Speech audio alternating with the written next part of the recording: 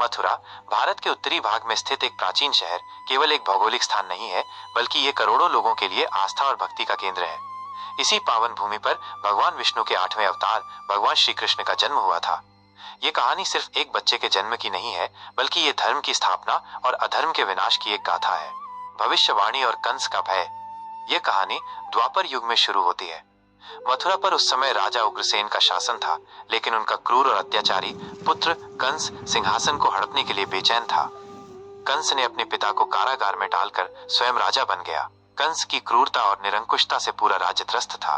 कंस की एक बहन थी जिसका नाम देवकी था। देवकी बहुत ही सीधी और शांत स्वभाव की थी और कंस अपनी बहन से बहुत प्रेम करता था। देवकी का विवाह वसुदेव नामक एक यदुवंशी राजा से हुआ। जब देवकी और वसुदेव का विवाह हो रहा था और कंस स्वयं रथ चला रहा था, तभी एक आकाशवाणी हुई। आकाशवाणी ने कंस से कहा, हे मूर्ख, तू जिस बहन को इतने प्रेम से विदा कर रहा है, उसी का 8वां पुत्र तेरी मृत्यु का कारण बनेगा। इस भविष्यवाणी को सुनकर कंस का हृदय भय और क्रोध से भर गया। उसने तुरंत अपनी तलवार निकाली और देवकी को मारने के लिए आगे बढ़ा। वसुदेव ने हाथ जोड़कर कंस से प्रार्थना की और उसे समझाने की कोशिश की। उन्होंने कंस को आश्वासन दिया कि वे अपने सभी पुत्रों को जन्म लेते ही कंस को सौंप देंगे। कंस ने वसुदेव की बात मान ली, लेकिन उसने देवकी और वसुदेव दोनों को मथुरा के कारागार में कैद कर दिया। 7 पुत्रों का बलिदान। देवकी और वसुदेव का जीवन कारागार की अंधेरी दीवारों के पीछे बीतने लगा। कंस उनके हर एक बच्चे के जन्म का बेसब्री से इंतजार करता था। जैसे जैसे उनके बच्चे जन्म लेते गए, वसुदेव ने अपने वचन के अनुसार उन सभी को कंस को सौंप दिया। कंस ने उन 7 निर्दोष बच्चों को पत्थर पर पटक कर मार डाला।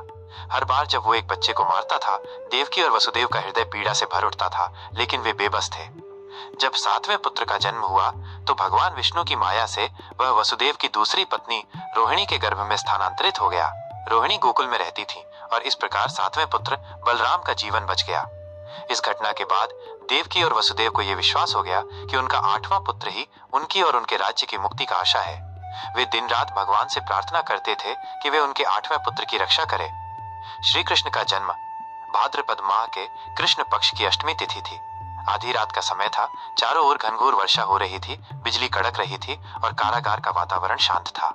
इसी शुभ घड़ी में देवकी ने अपने 8वें पुत्र को जन्म दिया। शिशु के जन्म लेते ही कारागार की अंधेरी कोठरी दिव्य प्रकाश से भर उठी। देवकी और वसुदेव ने देखा कि उनका पुत्र साधारण शिशु नहीं है, बल्कि उसके 4 भुजाएं हैं, जिनमें शंख, चक्र, गदा और कमल है। यह स्वयं भगवान विष्णु का रूप था। भगवान ने अपने माता पिता से कहा, मैं आपके कष्टों को दूर करने के लिए आया हूँ।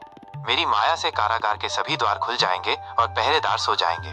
आप मुझे गोकुल में नंद बाबा के घर छोड़ आइए और उनकी नवजात पुत्री को यहाँ ले आइए। वसुदेव ने बिना किसी हिचकिचाहट के भगवान की आज्ञा का पालन करने का निश्चय किया। उनकी इच्छा शक्ति से कारागार के सभी ताले अपने आप खुल गए और पहरेदार गहरी नींद में सो गए। वसुदेव ने शिशु को एक टोकरी में रखा और उसे सिर पर रखकर आधी रात को यमुना नदी को पार करने के लिए निकल पड़े। बारिश अपने चरम पर थी और यमुना का जल स्तर लगातार बढ़ रहा था। ऐसा लगा जैसे नदी भी भगवान का मार्ग रोक रही हो। लेकिन तभी एक चमत्कार हुआ। यमुना का जल स्तर कम होने लगा और शेषनाग ने अपने फन फैलाकर शिशु के ऊपर छत्र बनाया ताकि वो बारिश से बचा रहे। वसुदेव ने आसानी से यमुना नदी को पार किया। गोकुल पहुंचकर वसुदेव ने देखा कि नंद बाबा और यशोदा मैया अपने घर में गहरी नींद में सो रहे हैं। यशोदा ने भी एक पुत्री को जन्म दिया था। वसुदेव ने चुपके से शिशु कृष्ण को यशोदा मैया के पास लेटा दिया और उनकी पुत्री को टोकरी में रखकर वापस मथुरा के कारागार में लौट आए। कंस का अंत। सुबह हुई और जब कंस को देवकी के 8वें पुत्र के जन्म की खबर मिली, तो वो तुरंत कारागार में दौड़ा आया। उसने देखा कि इस बार 8वां पुत्र नहीं, बल्कि एक पुत्री का जन्म हुआ है। वो क्रोध से बौखला गया। उसने उस नवजात शिशु को छीन लिया और उसे मारने के लिए दीवार से पटकना चाहा। लेकिन जैसे ही उसने शिशु को पटका, वो उसके हाथों से फिसल गई और हवा में उड़कर देवी योगमाया के रूप में प्रकट हो गई। देवी ने कंस से कहा, हे मूर्ख, जिसे तू मारना चाहता है वो तो कब का गोकुल पहुंच चुका है। तुझे मारने वाला तो पहले ही जन्म ले चुका है। यह कहकर देवी योगमाया अंतर्ध्यान हो गई। कंस और भी भयभीत हो गया, लेकिन उसने हार नहीं मानी। उसने श्री कृष्ण को खोजने और मारने के लिए अनेक राक्षस भेजे। पूतना, बकासुर, अघासुर जैसे अनेक राक्षसों को श्री कृष्ण ने अपने बाल स्वरूप में ही मार डाला।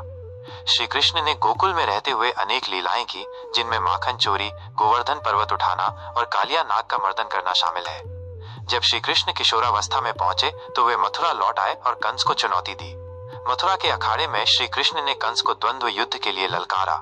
अंततः श्री कृष्ण ने कंस का वध किया और मथुरा की प्रजा को उसके अत्याचारों से मुक्त कराया। उन्होंने अपने नाना उग्रसेन को पुनः सिंहासन पर बैठाया। इस प्रकार भगवान श्री कृष्ण का जन्म, जो कारागार की अंधेरी कोठरी में हुआ था, सिर्फ एक घटना नहीं थी, बल्कि ये धर्म की विजय और अधर्म के विनाश का प्रतीक था। ये कहानी हमें सिखाती है कि चाहे कितनी भी परेशानियां क्यों न हो, सत्य और धर्म की हमेशा विजय होती है। ये कहानी हमें ये भी याद दिलाती है कि भगवान अपने भक्तों की रक्षा के लिए किसी भी रूप में आ सकते हैं। मथुरा आज भी उस महान क्षण की गवाही देता है जहां भगवान ने जन्म लेकर धरती को पाप से मुक्त किया।